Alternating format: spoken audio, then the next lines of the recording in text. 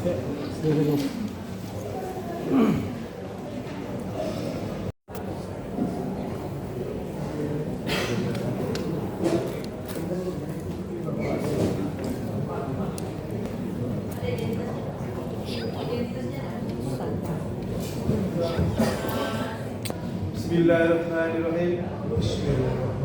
Demi Allah saya bersumpah Demi Allah saya bersumpah sebagai ahli sebagai dalam ahli perkara ini dalam perkara akan ini memberikan akan memberikan pendapat tentang pendapat tentang soal-soal yang dikemukakan sesuai dengan kalian saya sesuai keahlian dan saya ilmu pengetahuan saya dan ilmu pengetahuan saya dengan sebaik-baiknya. dengan sebaik-baiknya.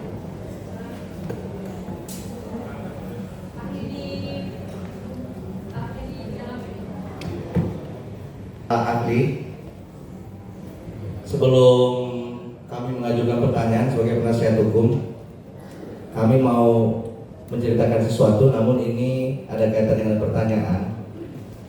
Apakah jika si A membeli barang jenis narkotika kepada si B, menurut pendapat ahli, Pasal 114 mengenai yang sering digunakan kepada para pengedar dengan memiliki unsur membeli dan menerima, apakah itu bisa diterapkan kepada si A yang membeli kepada si B? Terima kasih. Terima kasih. Jadi ini tidak bisa diterapkan karena Undang-Undang Narkotika mengenal tindak pidana narkotika itu berdasarkan kepemilikan dan tujuan kepemilikan. Satu kepemilikan dengan tujuan untuk dikonsumsi disebut penyalahguna. Siap. Kemudian satu pasal lagi yaitu pasal 111 dan 112 adalah kepemilikannya untuk diperjualbelikan, dan ini diperuntukkan bagi pelaku penyedia narkotika. Kemudian kalau pasal 113 itu diperuntukkan bagi pedagang perantara narkotika. Pasal 114 diperuntukkan bagi produsen, pengimpor dan pengekspor narkotika. Pasal 115 itu diperuntukkan bagi transporter, kurir dan lain-lain.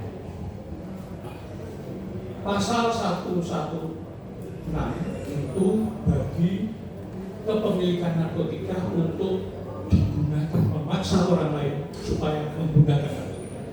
Jadi ada 6 kejahatan narkotika.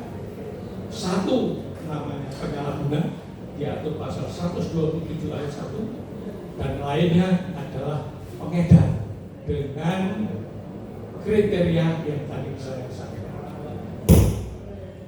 Namun bagaimana pendapat ahli jika seseorang yang tadi saya sampaikan membeli narkotika, namun oleh aparat penegak hukum tetap dikenakan pasal tersebut? Tergantung dari pertanyaan selanjutnya. Kepemilikan narkotika untuk dikonsumsi itu unsurnya kepemilikan adalah membeli, menguasai narkotika dengan tujuan untuk dikonsumsi. Itu yang dimaksud pasal 127 ayat 1. Pasal yang lain kalau kepemilikan tujuan untuk diperjualbelikan namanya pengedar. Yang pasal-pasal tadi saya sebutkan. Jadi tidak bisa perkara membeli narkotika untuk tujuan dikonsumsi atau bagi diri sendiri itu dikenakan pasal-pasal yang diperuntukkan bagi pengedar. Tidak boleh dituntut secara kumulatif, subsidiaritas ataupun alternatif, karena undang-undang narkotika tujuannya jelas mengatur berdasar pasal 4C dan D, yaitu memberantas peredaran gelap narkotika dan prekursor narkotika, dan menjamin penyalahguna mendapatkan pengaturan upaya rehabilitasi medis dan rehabilitasi sosial. Jadi kalau dia tergolong penyalahguna atau pecandu, maka negara menjamin penyalahguna dan pecandu mendapatkan upaya rehabilitasi. Upaya rehabilitasi yang diatur oleh undang-undang itu ada dua cara. Yang satu dengan cara melalui kewajiban penyalahguna atau pecandu untuk melaporkan ke IPBL untuk mendapatkan rehabilitasi. Kewajiban kedua melalui keputusan hakim. Hakim wajib memutus perkara narkotika yang terbukti atau dapat dibuktikan sebagai penyalahguna atau pecandu. Terima kasih ahli. Selanjutnya dari si A membeli ke si B, namun ternyata ini si B membeli lagi kepada si C. Apakah ketika si B dituntut tindak pidana narkotika, si A ini bisa dikategorikan ikut serta melakukan pidana narkotika bersama si B, atau seperti apa menurut pendapat ahli? Dia ikut serta sebagai penyalahguna bagi diri sendiri. Keikutsertaan tidak dikenal di undang-undang narkotika terhadap penyalahguna dan pecandu. Kalau keikutsertaan menggunakan narkotika itu ada di dalam undang-undang narkotika. Tapi kalau keikutsertaan ataupun percobaan menggunakan narkotika tidak dikenal dalam undang-undang narkotika. Baik, terima kasih Saudara ahli. Selanjutnya Saudara ahli, dari penjelasan tadi, ketika si A membeli kepada si B untuk saya lanjutkan bahwa dia akan gunakan secara pribadi untuk dikonsumsi secara pribadi, di mana dia itu si A itu sebagai ketergantungan obat-obatan terlarang. Menurut pendapat ahli, penerapan hukum menurut Undang-Undang Nomor 35 Tahun 2009 itu seperti apa bagi orang tersebut?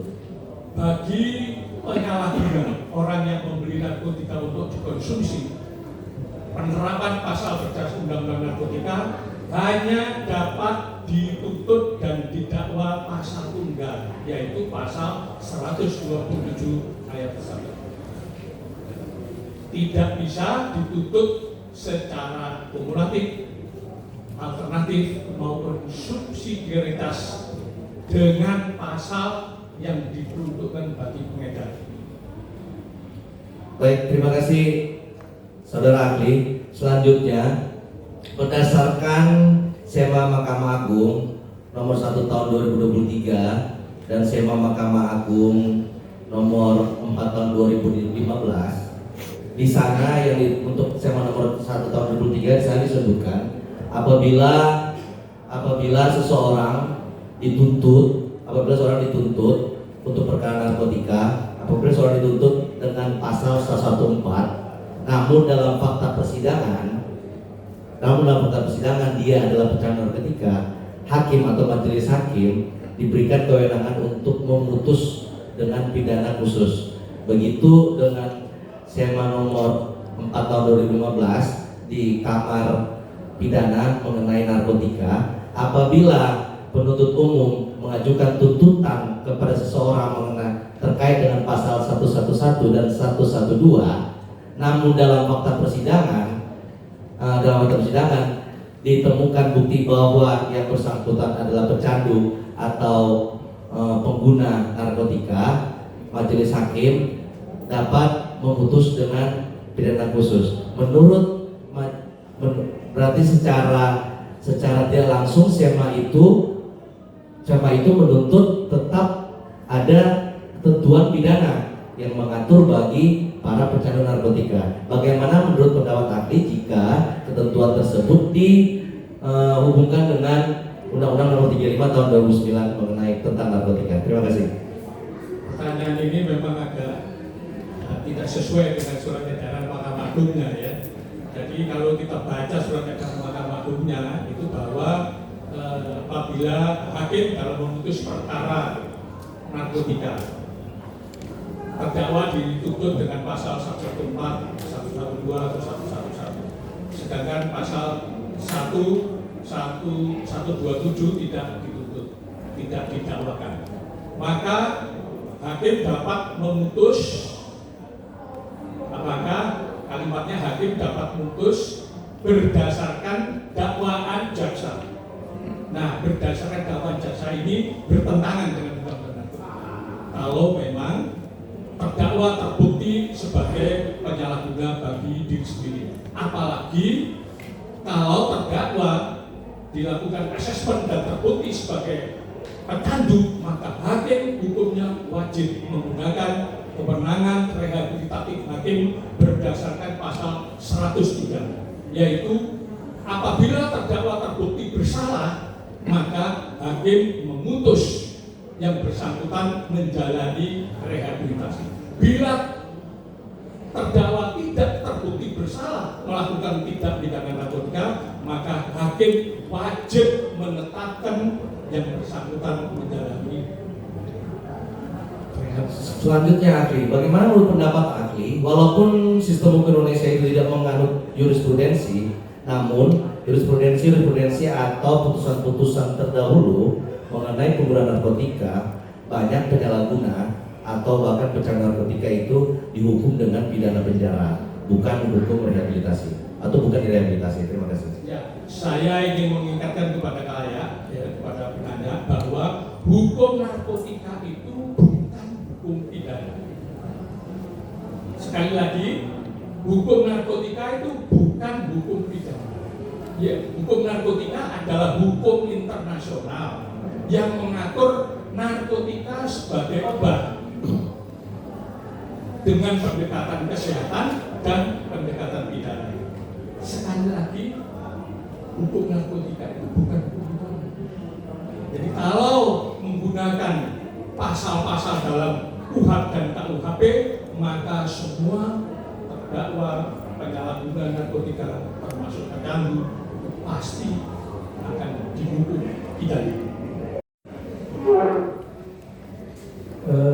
Saudara saksi, ini hanya penekanan ya. Kan tadi di awal saudara bilang pasal untuk pengguna itu pasal 127, sementara yang lain itu pasal pengedar. Nah, ini kita kemudian masuk kepada posisi kelekatan mengenai hubungan antara terdakwa dengan apa yang dilakukan.